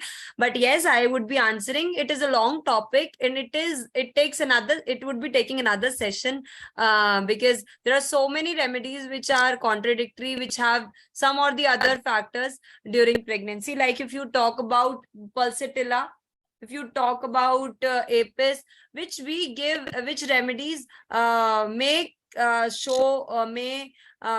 which remedies have symptoms for like you can say ki Like pulsatilla, if you talk about, it is given, it is a very good remedy for amenorrhea. So when you do not have menses, it initiates uterine contractions. You have colophylum. So there are remedies which are contradictory during pregnancy, first few months of pregnancy, and which are very helpful in the last month of pregnancy. If you talk about pulsatilla, colophylum, arnica, arnica, it is just for the normal delivery. So if you talk about pulsatilla, colophylum, they are not good and not recommended in the first few months of pregnancy. But when you talk about 8th, 9th month of pregnancy, so pulsatilla in high potencies, silesia, and this colophylum are being recommended to be given to the female for a normal delivery. So there are phases, you can say, when you talk about homeopathic remedies. For the first few months, you do not give simicifuga. It is a good remedy, but then you cannot give because it may lead to abortion. It shows a presenting symptom of this. It shows a presenting symptom in the plus pulsatilla also shows it is a very good remedy for the abortion during 3rd month of pregnancy. So such remedies are contradictory when you read source books and thing, and it all depends on the month of pregnancy. So yes, it would take another session to be discussed when you talk about remedies which can be used during pregnancy, of which month of pregnancy which remedy can be used. So I hope I am clear. Dr. Nupur, I think Dr. Sahani has also joined. Sorry, the heavy rain is going on now. So It's okay, sir. I got disconnected. Now I tried, but let's see how much I can continue. So Yes. I had heard about the first question, the relationship of the the question is very beautiful, that people now the feelings that which emotions are useful for the cancer. But just to explain this phenomena, I can just only say what cancer. Cancer, the word cancer itself is eating oneself, eating self.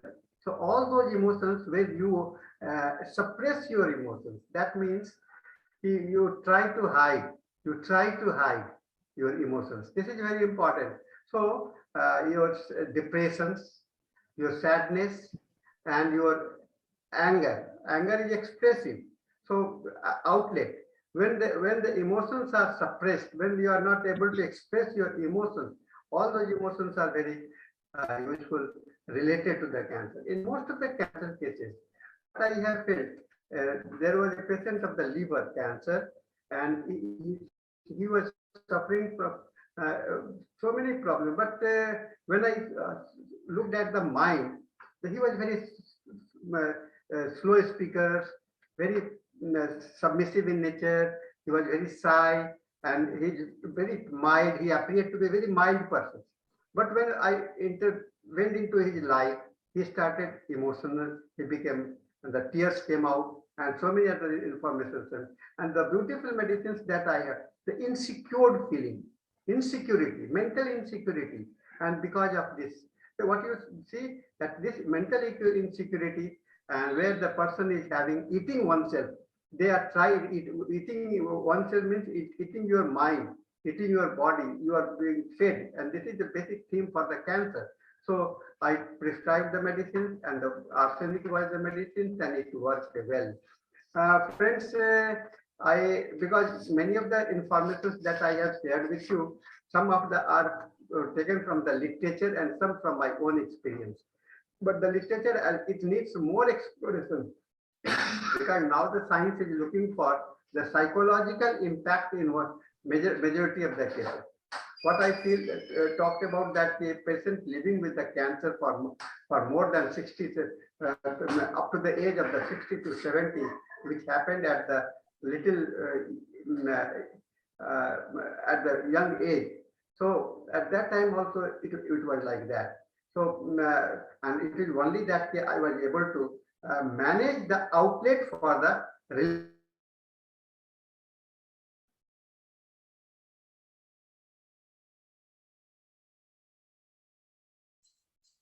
it was all the area where mental blockage was there. So this was very important things that can be looked for. And definitely cancer is a mixed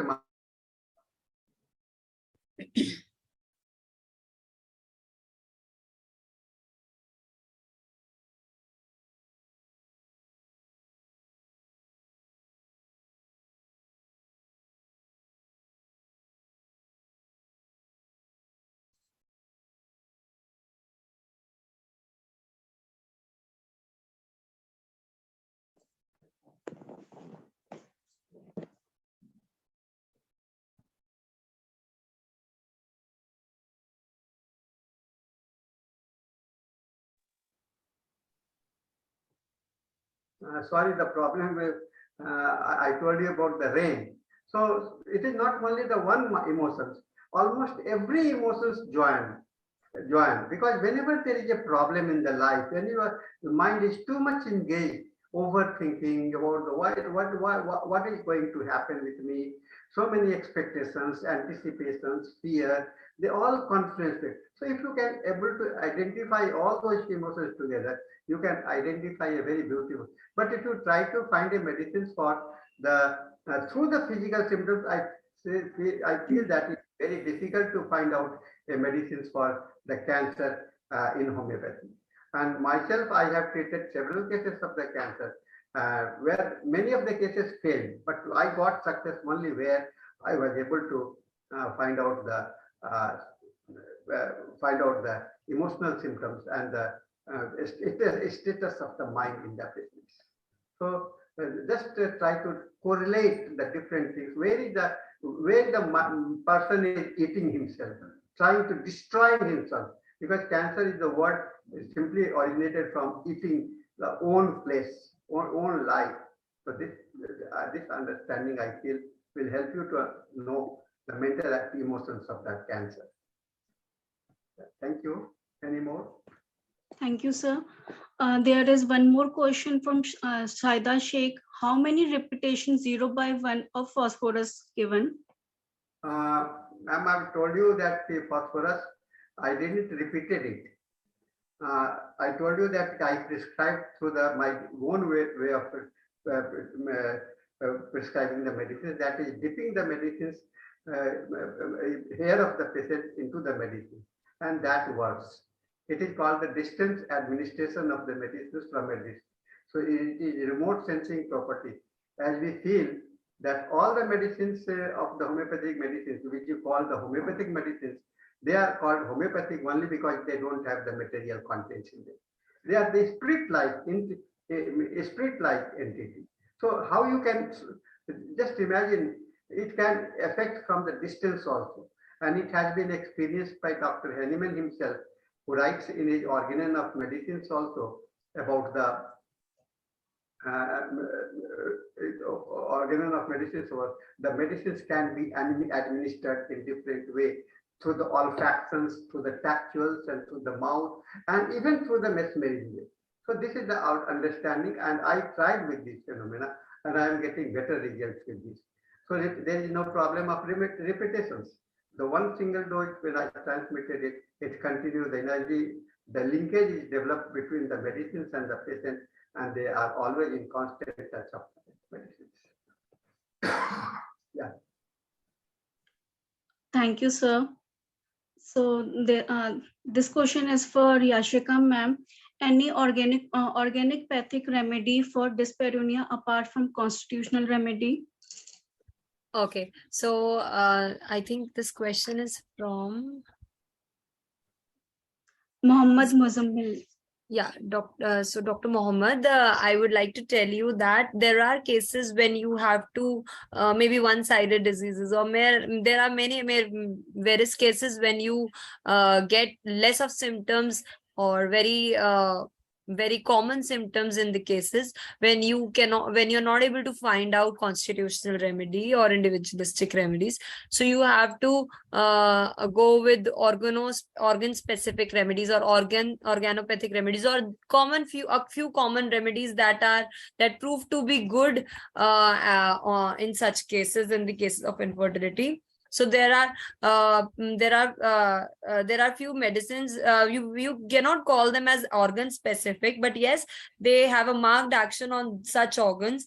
Like if you talk about on female organs or male sexual organs, like if you talk about platina, so it is a wonderful remedy for dyspareunia. It's if you talk about murex, again, if you talk about thuja, it is a good remedy. They specifically act on the sexual system. Murex as well, sepia, staphysegeria, great remedy. If you talk about colophyllum, again, platina is also seen as a very good remedy in such cases. So I think it depends on the case, and when we are dealing with the case, which remedies proves to be good, the commonly used remedies in such cases. I hope I'm clear. Yeah. Thank you, ma'am. Only thing that I can add to Yashika's reply about the organic medicines, organopathy, whatever you can say. But this is that you have spoke nicely about mentioned by. But what do you think about whether this organopathy is a homeopathic type of prescribing, or it is just partially homeopathy? It is not fully homeopathy. So just only on the when we have, as you rightly told that when you have the lack of the symptoms, few symptoms are you are unable to find, at that time only opt for those things, but never to go for the organic or try to get the whole holistic constitutional medicines first. The first attempt should be there, and when you fail with that, then you can go for the other methods. Yeah. Thank you, sir. Thank you, sir. One more question for Yashika ma'am. In case of infertility, all reports of both partner is normal. How we approach in that type of case? Question is asked by Dr. Anjana Rathore. Okay, thank you, Dr. Nupur. Dr. Anjana, ma'am, thank you for the question. I'm happy this question comes up.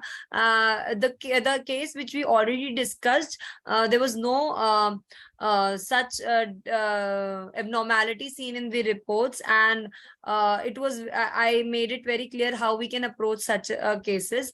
So whenever you have a case where you see no abnormality in the reports and you have some functional symptoms that are coming up, like dyspareunia was there, or dysmenorrhea, amenorrhea, or irregular menses, or there are other symptoms which may be seen in infertility cases. The cycle may not be regular. It depends on the pathology. PCOD patient may show acne symptoms as well as hair growth, or other patients may, the polyp patients may show heavy bleeding or disturbed menses. So whenever there is no abnormality, we get some individual symptoms, individualistic characteristics of the patient. When you take the case, note the physical generals, note the mental generals, you go through the past history, you go through the life of the patient, after asking her whether it's at the physical level or at the mental level, that how they get married, how is their bond between them, and when do they perform intercourse, because that's a very important factor that you should always try whenever you are trying to conceive. So you should know the ovulation period, whenever there are best chances for the conception, and this is all included in the counseling afterwards. So you should always note all the marked symptoms, all the characteristic symptoms of the patient, individual symptoms, and then you should proceed with the analysis and take out the totality, and after giving the prescription or taking out the similimum remedy, you should always counsel and guide the patient and also manage them well. As already I discussed the general management, so I think you can proceed with such cases. Still, if you face any difficulty, you can always discuss with any of your colleagues. Whenever I am at some confusion, or whenever I feel that I am not able to find out what actually is the case or how I can proceed with the case, I disturb my other homeopaths, my colleague homeopaths, my senior homeopaths, and I ask them, what should I do in the case? This is my best technique whenever because being a junior and being a upcoming homeopath, or you can say I've been practicing since 5 years, 6 years. So it always experience do matter in many of the cases. So you can always ask the senior homeopaths that what should I do, and they'll guide you the best, because when you are not getting the click, the other experienced homeopath always give you the click. Thank you. Thank you, ma'am. There is one question from Shailendra Kumar. Ma'am, एक husband शादी के पहले संबंधों में थे, अब शादी के 8 साल हो गए हैं, बच्चे नहीं हो रहे, वे वाइफ का इलाज करा रहे हैं, अपना नहीं, हस्बैंड का लाइको कॉन्स्टिट्यूशन लगता है, how to manage the case? You need to counsel them. You need to counsel the husband. He has to accept it, because अभी हमने डिस्कस किया ऑलरेडी. मैं हिंदी में क्वेश्चन है तो मैं हिंदी में इस चीज का जवाब दूंगी. I hope everybody is fine with it. So जब आप एक पेशेंट को अप्रोच करते हो, वो अपनी वाइफ को लेके आता है, वो कभी भी मैक्सिमम हस्बैंड्स एक्सेप्ट नहीं करना चाहते, specially when you talk about rural areas or less educated families.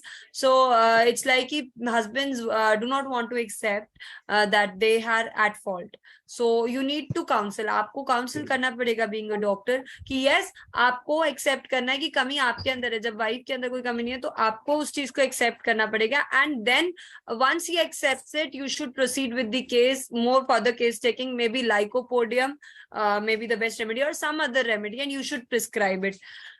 Without taking without taking other case, I should not, I won't recommend that you should give lycopodium directly or indirectly.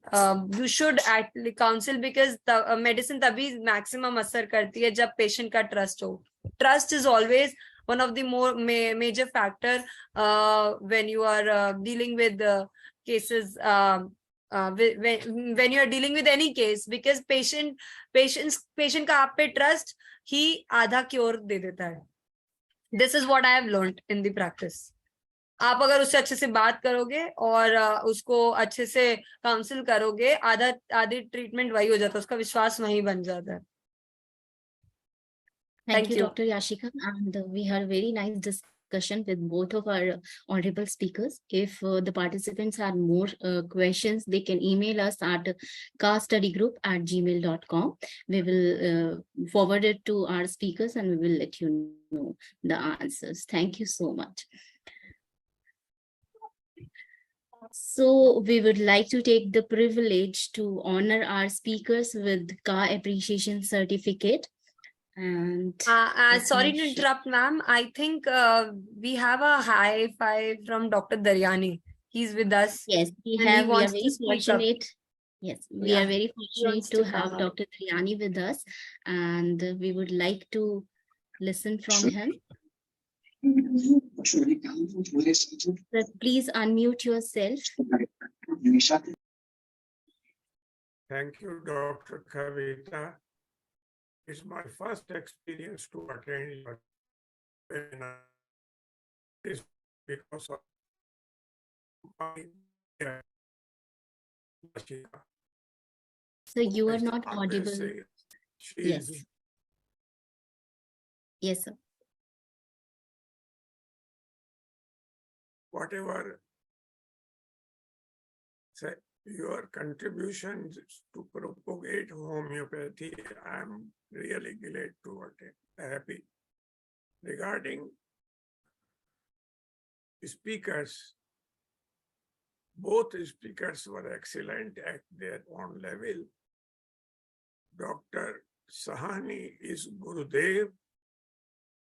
There are no words for him to say, because once I said he is a Gurudev. Now, his conclusion was that physical ailments are due to mind, that is positive mind or the physical emotion. While the same thing, Dr. YASHICA used the term psychological effect. How psychological effect? My point is also similar to that. Now, what is going on today's life? It is lifestyle disorder, what I believe. Because stress, suppressed emotion, failure, high emotions, and most common is because nuclear family. Now husband and wife are working and they are always busy with their work. Even they don't give any time to their children. Now the question is raised, how this can be met? Because today's lifestyle is like that, is stress, full of stress, suppressed emotions. Then it is the only thing that we should learn yoga, meditation. Until unless we will not improve this thing, habit will be not. Because it is the only solution to bring the positive thinking. Because every cell of brain is magnetized with the positive feeling, positive emotions, positive thinking, or the negative. Brain cells are just a magnet. They catch the negative as well as positive. So now one has to, and especially the corporate sector people. Number two, especially ladies are more affected. Females are more affected because of change of place. Earlier, she was born, brought up largely, and when she enters in the new life, means after marriage, it's an entirely different atmosphere. What she has been, that could be disappointment,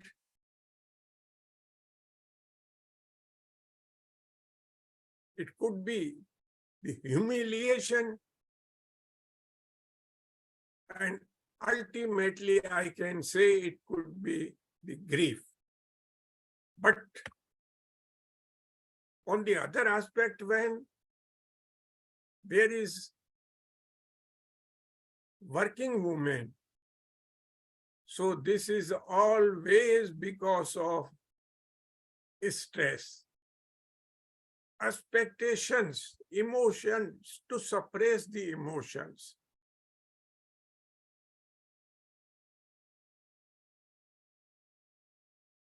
Now, I think I should not take your time. I'm thankful to Dr. Kavita because it is today's my first webinar to attend your, because of my tomboy YASHICA. I love her and I used to call her the tomboy. And Gurudev itself is a learned person. It is very difficult to say anything about before him because he is Gurudev. Dr. Sahani, pranam.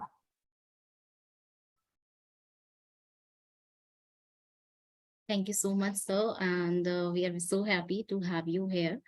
And now it's time to privilege or honor our speaker with KHA Appreciation Certificate. Please accept it from KHA Homeopathy Study Group. Let me share.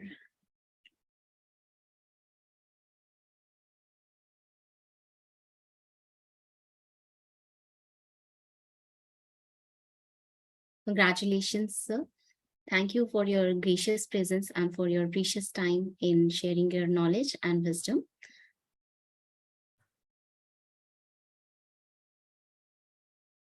This is for you, Dr. Yashika. Congratulations to both the speakers. Thank you so much, ma'am. Thank you.